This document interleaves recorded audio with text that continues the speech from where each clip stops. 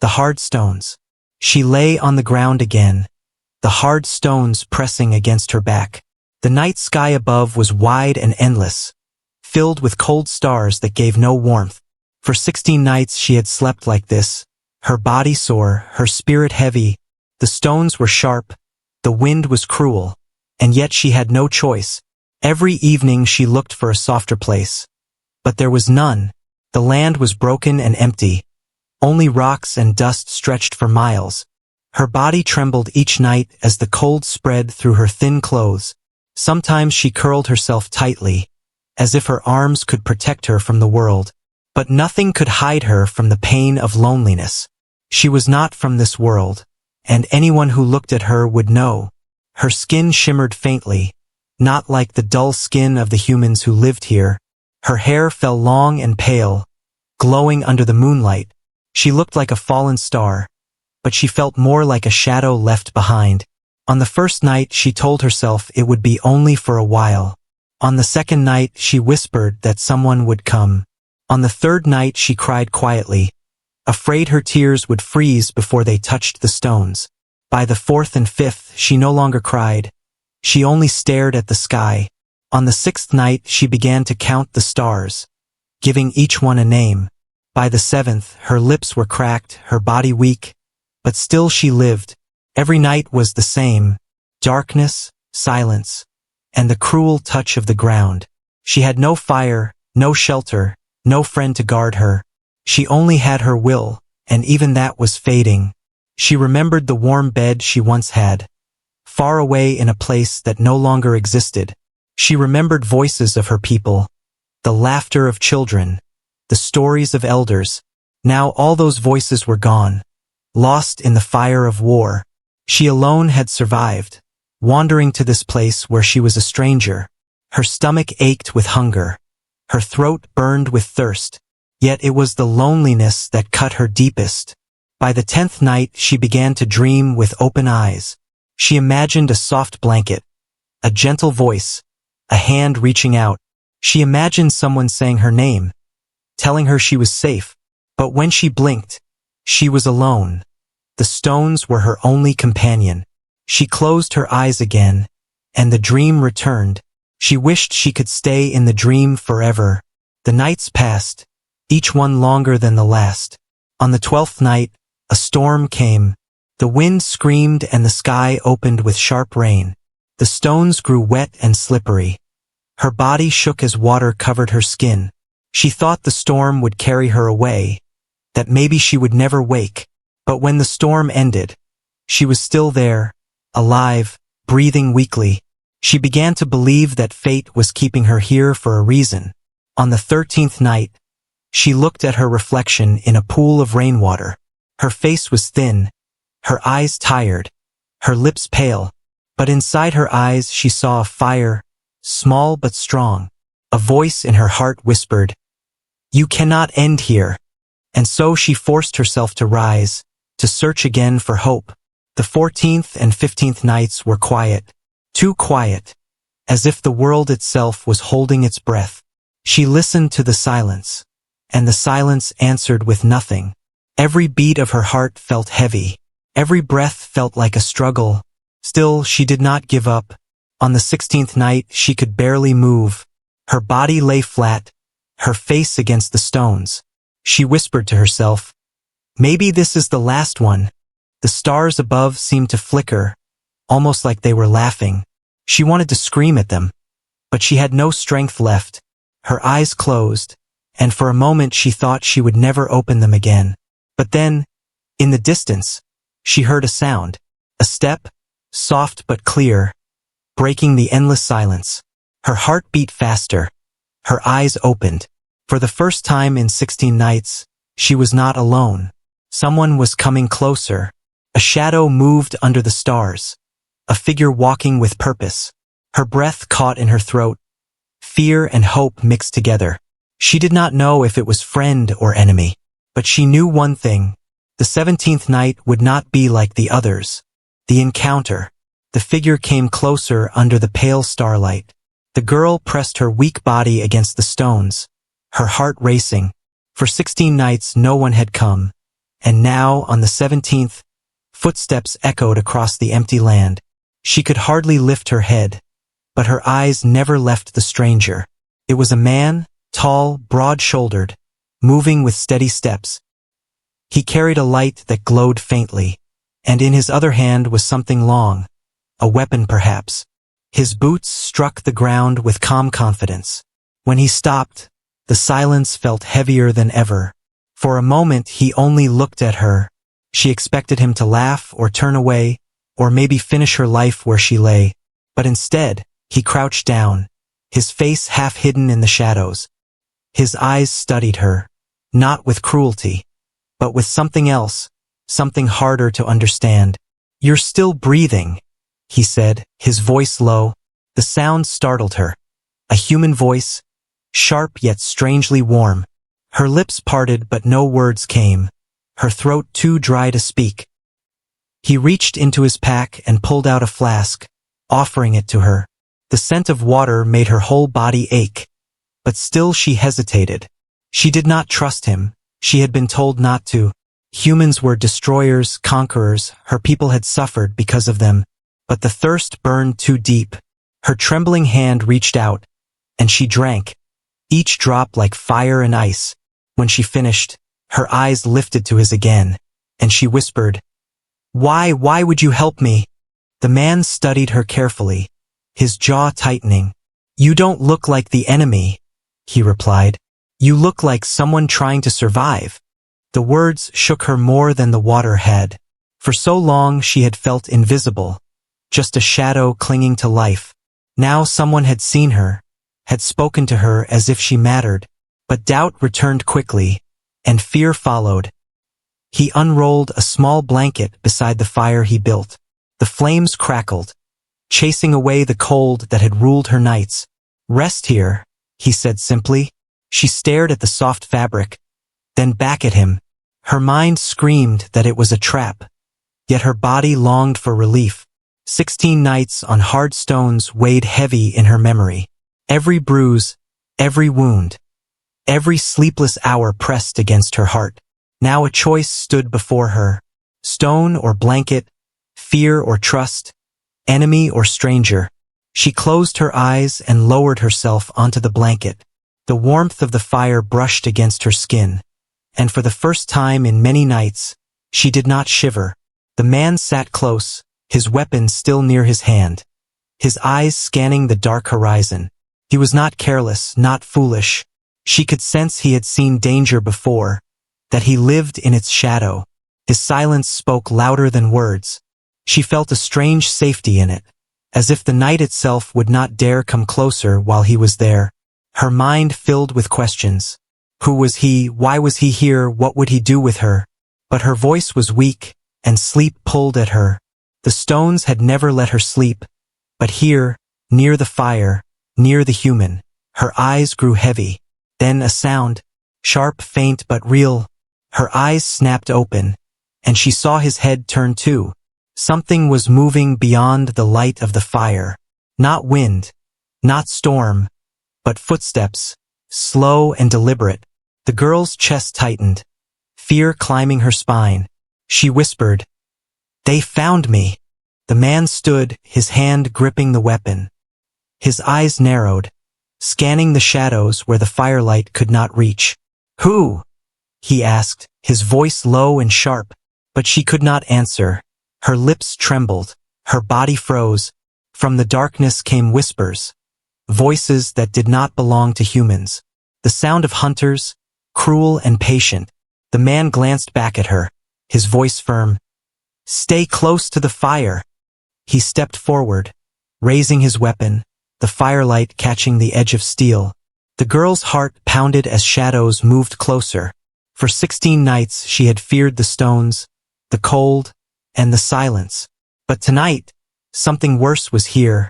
Not the loneliness of the stones, but the danger of being found. The 17th night had brought her more than warmth, more than water. It had brought her a choice: trust in a human, or be taken by the voices in the dark. And as the hunters drew nearer, she realized the stones had been mercy compared to what now waited in the shadows. The invitation, The fire burned brighter as the man stood tall, his weapon gleaming in the glow. The girl pulled the blanket around her trembling body, her wide eyes fixed on the dark edges beyond the firelight. The whispers in the night grew louder, but then, as if carried by the wind, they drifted away, fading into silence. The danger was not gone, but it had stepped back, watching, waiting. He lowered his weapon slowly, his eyes still searching the shadows. "They won't come closer tonight," he said in a calm, steady tone. She wanted to believe him, but her heart was still racing. Those voices had known her. They had spoken her name, and no stranger could make that truth disappear. When he returned to the fire, his gaze settled on her again. "You can't survive out there alone," he said. 16 nights on the stones, and yet you still live. But another night like this could be your last. Her lips trembled. She wanted to reply, but words tangled in her throat. Finally she whispered, Humans should not help me. We are not allies." The man tilted his head, his expression unreadable.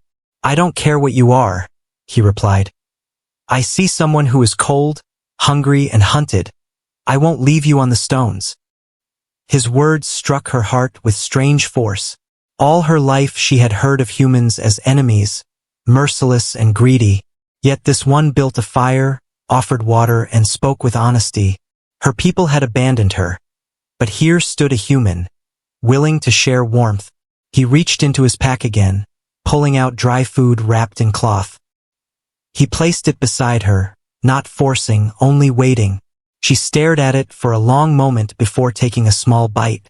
It was rough and tasteless, yet to her it felt like the sweetest thing in the universe. For the first time in 16 nights, she ate without fear of being hunted while she chewed. The fire cracked, the warmth spread, and the stones no longer touched her skin. The man's eyes softened as he watched her. "You should rest here tonight," he said, his voice low but certain. "In my camp, you will not freeze, and you will not wake alone." Her body tensed, her mind screamed of danger. Accepting such an invitation meant trust, and trust was a weapon that could be turned against her. But then she remembered the pain of the stones, the endless cold, the silence that almost broke her spirit. She remembered the footsteps in the dark, the hunters that still lingered near, and slowly, carefully, she nodded. The man shifted, giving her more space by the fire. He spread another blanket, his movements calm, almost careful, as if afraid she might vanish. She lowered herself onto it, her body sinking into a softness she had forgotten. Her chest rose and fell with shaky breaths. Her heart still warned her of betrayal, but her body whispered that this was safety. The night deepened, the stars above glowing brighter as silence returned. The man sat close to the flames, his weapon resting across his knees, his gaze fixed on the darkness. She studied him quietly, the glow of the fire painting lines of strength across his face. There was something in his posture, not just a soldier's guard, but a promise. He was not watching for himself alone. He was watching for her. Her voice finally broke the silence, weak but curious. "You don't know me. You don't know what I carry. Why do you do this?" He did not turn, his eyes still on the horizon. "Because no one deserves the stones," he answered simply. The words sank into her heart like fire into ice. No one deserves the stones. For 16 nights, she had thought she was alone in her suffering. But this human had spoken as if he knew, as if he had felt the stones himself. And for the first time, she wondered if perhaps humans were not as different as she had been told. Her eyes grew heavy, the warmth of the fire pulling her into sleep. But just before she drifted away, a sound rose again from beyond the horizon. It was not whispers this time, but a howl long and sharp. The man tightened his grip on the weapon, his eyes narrowing once more. The girl stirred, her fear returning. "They won't stop," she whispered, her voice filled with dread. "They will come again." The man glanced back at her, his face hard but his voice steady. "Then let them come," he said. His words carried strength, but she could not tell if they were enough. The hunters had patience, and they had her scent. The fire gave warmth, but it also gave light, and light was a beacon in the endless dark. She closed her eyes again, torn between hope and fear. She had accepted the invitation, but in the shadows, danger was already moving closer. The 17th night was far from over, and the stones, though behind her, had not released her fate. The danger. The howl echoed across the barren land. It was not the cry of wind, nor the sound of any beast she had known. It was something older, something made to frighten prey. The girl clutched the blanket tighter around her thin frame, her body shaking as if the stones had returned beneath her. The man rose at once, his weapon firm in his hands. His eyes scanned the shadows beyond the firelight, every muscle tense. The fire hissed and cracked, but its warmth now felt fragile, like a thin shield against a storm. He moved a step forward, steady but cautious, his boots crunching softly on the dust. "They are close," she whispered, her voice breaking. "They have followed me for 16 nights. They will not stop until they catch me." Her eyes glistened with fear, but also with knowledge. She knew these hunters better than anyone. The man looked back at her, his face calm but his jaw tight. "Then tonight they will find something waiting for them," he said. The night stretched long, silence pressing on both of them.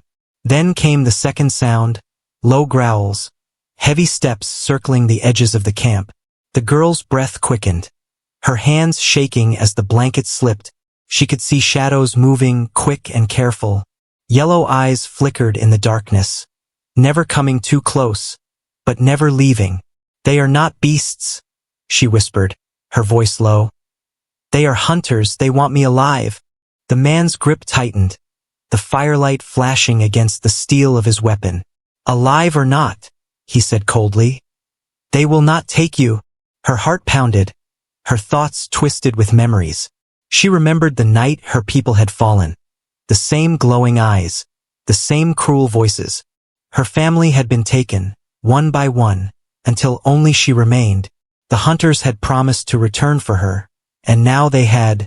The fire crackled louder as if sensing the danger around it. The man reached into his pack and threw more fuel on the flames. The fire roared higher, pushing the shadows back. The hunters hissed in the dark, their voices sharp like broken glass. She could hear them whisper her name again, long and drawn out. It was not a name, it was a chain. Her body trembled, her hands pressed against her ears. "Why do they want you?" the man asked quickly, his eyes still on the dark. Her lips parted, but her voice was barely a breath.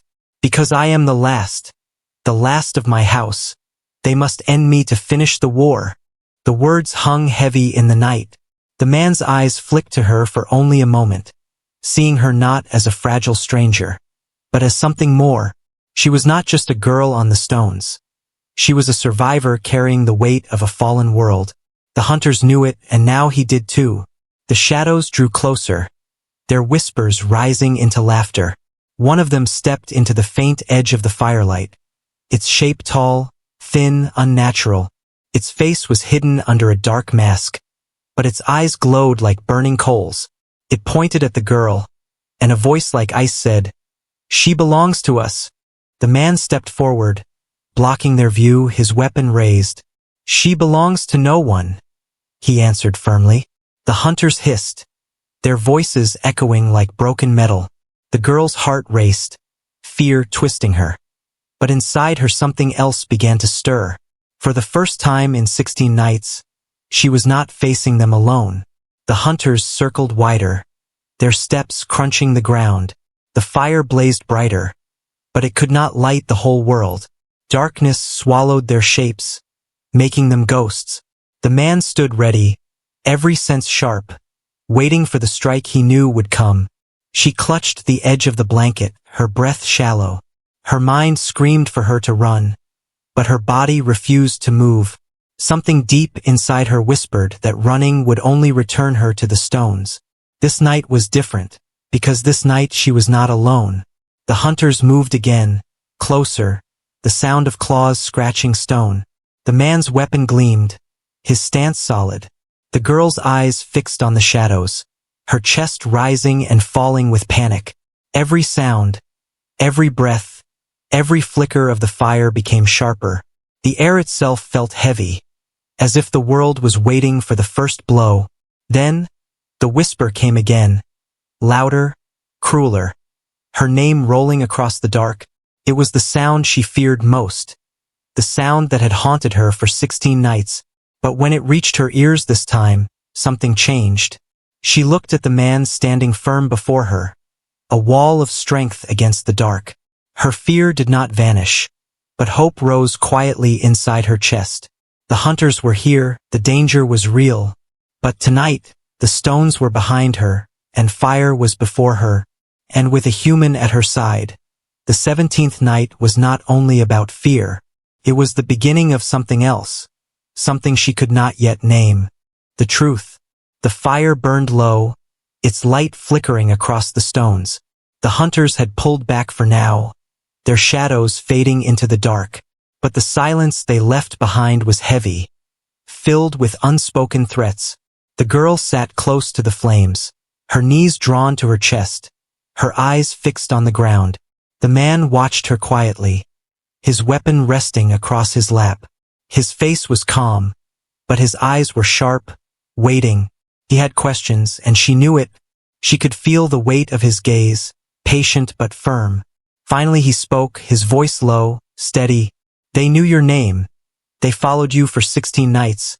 That is not chance. His words cut through the silence. You are not just a girl sleeping on stones. So what are you running from? Her lips trembled. She wanted to stay silent, to hide. But the fear of the hunters pressed against her chest. The truth she had carried alone for so long burned inside her.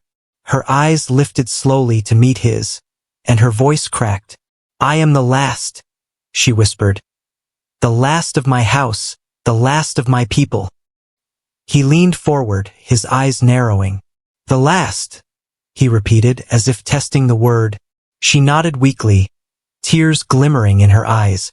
They killed us. All of us, my family, my friends, my world, all burned by their fire.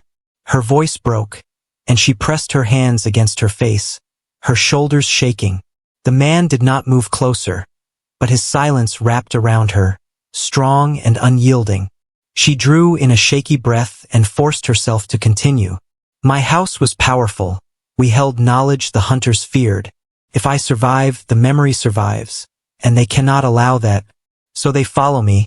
They whisper my name. They chase me night after night, until I can no longer run. Her words spilled like water from a broken jar. She had held them in for too long, 16 nights of silence, 16 nights of fear. Now the truth was free, and it left her trembling. She stared into the fire, its flames reflecting in her wet eyes. They want to end me, and with me the last hope of my people. The man's face was hard, but not with anger. It was the hardness of someone who understood loss. He looked at her with steady eyes and said, You are not alone now. The words struck deep.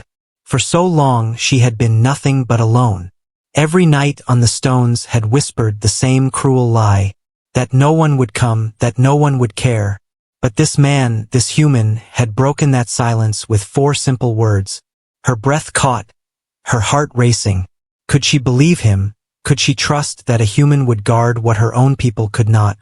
Her voice shook as she whispered, You do not fear them, you do not fear me, why? He met her gaze, his jaw firm. Because I have seen war, he said quietly. I have lost too. I know what it is to watch everything burn. But I also know this, we fight not only for ourselves, but for those who cannot fight. You are not the end of your people. You are their beginning. The firelight cast his words into the night. She stared at him, her heart torn between hope and disbelief. The hunters would not stop. They were still out there, waiting for the fire to die. And yet, for the first time, she felt a weight lift from her chest. She was no longer just prey, she was something more. And beside her sat someone who did not see her as a burden, but as worth protecting. The silence stretched, filled only by the crackling of the fire. Her eyelids grew heavy, but her thoughts would not rest. Every sound in the dark made her tense. Every flicker of flame reminded her the hunters were near. And yet, she did not curl on the stones this time. She leaned against the blanket, her eyes lingering on the man who stood watch. The 17th night had given her more than warmth, more than water. It had given her truth, spoken aloud for the first time since the fall of her people. And though the hunters were still out there, their whispers crawling through the night, her heart carried a spark she thought she had lost forever. Hope, the bond. The night passed slowly, but she did not spend it on the cold stones. The blanket was thin, yet compared to the ground it felt like the embrace of a forgotten home. The fire whispered softly, its light painting gold across her tired face, and beside it sat the human, awake, guarding the dark with silent resolve.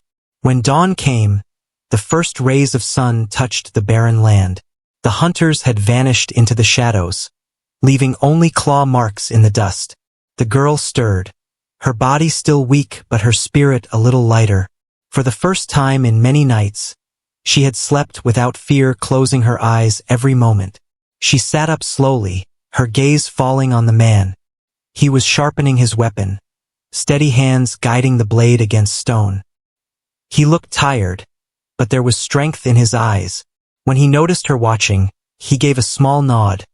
Not a smile, but a quiet gesture of respect. "You lived another night," he said simply. His words were plain, but they carried weight. She whispered back, "Because of you." He shook his head, his eyes on the horizon. "Because you endured 16 nights before I found you. Most would not have survived even one." Her heart tightened at his words. For so long she had thought her struggle meant nothing. But now it was seen, acknowledged, given value by someone she had been taught to fear. Something within her began to shift, like ice breaking under the warmth of fire. As the day stretched forward, they moved together across the land. He carried his pack with practiced ease, while she stumbled at times, her strength not yet returned. But he never rushed her, never left her behind. When she faltered, he extended a hand, steady and sure.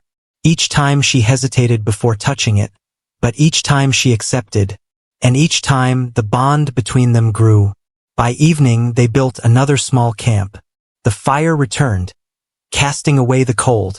They sat closer now, not as strangers, but as companions sharing the same circle of light.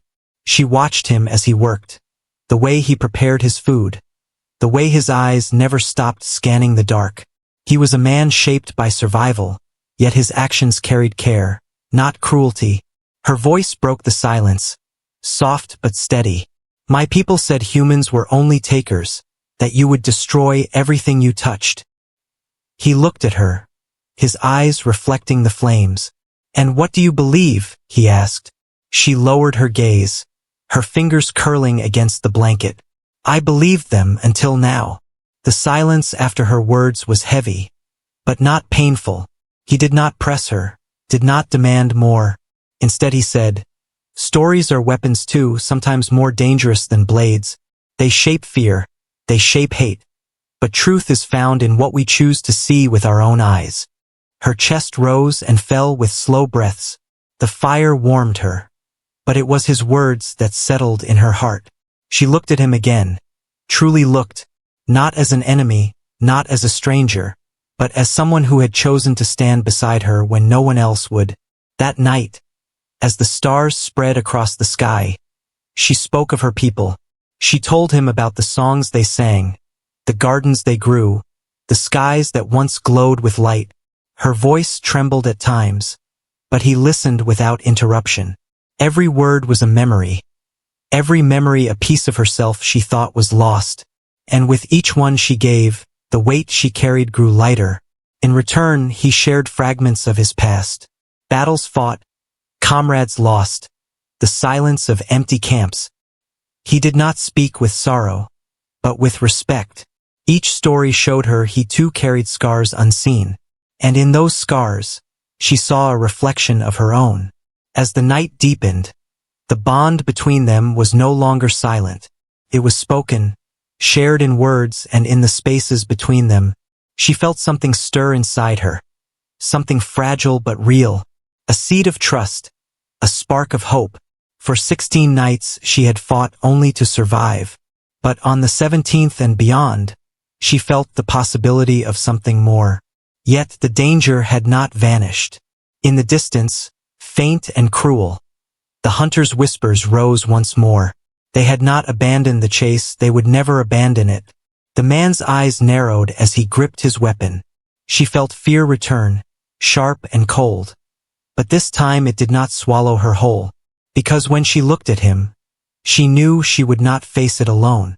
The bond had been forged, fragile but unbreakable, and the hunters would soon learn that two hearts standing together were stronger than fear itself. The choice. The night fell heavy again, darker than any before. The fire flickered weakly, its flames fighting against the wind. The girl sat close to the warmth, her body tense, her eyes searching the horizon. She could feel it in the air. Tonight the hunters would not wait. Tonight they would strike. The man sat beside her, his weapon resting across his knees. His jaw was tight, his gaze sharp. He had fought many battles, but even he could feel the weight of this silence. It was not the silence of peace, but the silence before a storm. The girl's hands trembled, but her heart burned with something new. Fear was there, yes, but so was strength. For 16 nights she had only run, only hidden, only survived. But now she had someone at her side, and that changed everything. The first sound came suddenly, a cry splitting the night. The hunters were no longer shadows. They were closing in. Dark figures moved at the edge of the firelight, their eyes glowing like coals. Their voices hissed her name, cruel and certain. The ground shook under their steps, as if the earth itself feared them. The girl pressed her back against the stones, her breath sharp. Her body screamed at her to run, to flee into the dark. It was all she had known, all she had done. But the man rose to his feet, his weapon raised, and she froze. He stood tall, a wall of strength between her and the hunters. In that moment, she realized she had a choice. The hunters stepped closer, their forms now clear, tall, twisted shapes, claws catching the firelight. Their laughter echoed, harsh and merciless. One of them pointed straight at her and spoke in a voice like broken glass. "Give her to us, human, and we will spare your life." The man's voice was steady, sharp as his blade. "She is not yours, and she never will be." The hunters snarled, their anger filling the night. The girl's chest rose and fell quickly, her mind torn. If she stayed, he would fight for her, maybe die for her. If she ran, she might save him, but she would return to the stones alone. Her heart pounded, louder than the hunters' voices. She remembered her people, her family, the fire that destroyed them. She remembered the 16 nights of pain, the loneliness that almost killed her, and she remembered the 17th night, when a human built a fire, gave her water, and said, "You are not alone." Her eyes burned as she stood, her legs trembling but strong. The hunters hissed with laughter, thinking she had chosen surrender. But she stepped beside the man, her voice low but firm. "I will not run anymore." The man glanced at her, surprise flickering in his eyes. Then he nodded once, as if he had been waiting for this moment. Together they faced the hunters, firelight painting their shadows long and fierce. The attack came fast, claws flashing, voices screaming. The man moved with sharp precision, his weapon cutting through the dark. The girl ducked and moved, fear twisting into strength. Her hands found a broken branch near the fire, and she gripped it tight. It was not much, but it was enough. The hunter struck again, but the two stood firm. The man's blade struck sparks against claws. The girl's branch swung with desperate force, driving one back. For the first time, she fought not to escape, but to protect. Every strike, every breath, every heartbeat was a choice. A choice not to surrender, not to hide, not to let her people's memory die. The battle raged, the fire roaring as if feeding on their courage. The hunters, once certain of victory, faltered under the storm of resistance, 2 against many. Yet their strength was unbroken. The man's voice cut through the clash, sharp and commanding. "Stay with me, we fight together." And she did, every step, every swing, every cry. When the last hunter fell back into the shadows, hissing and broken, the night grew still again. The girl stood panting, her hands bleeding, her heart racing. The man lowered his weapon slowly, his breath heavy but steady. They had survived, not by running, not by hiding, but by standing side by side. The girl dropped the branch and sank to her knees, tears streaming down her face. Not tears of fear, but of release, of freedom. She looked up at the man, her voice soft but strong. "For the first time, I am not alone." He reached out, steady and sure, helping her rise. "You will never sleep on stones again," he said. And under the starlit sky, with the fire burning low, she believed him. The 17th night ended not in silence, not in fear, but in choice, in courage, in bond. And as dawn touched the horizon, she knew her story was no longer about surviving alone. It was about what they could become together.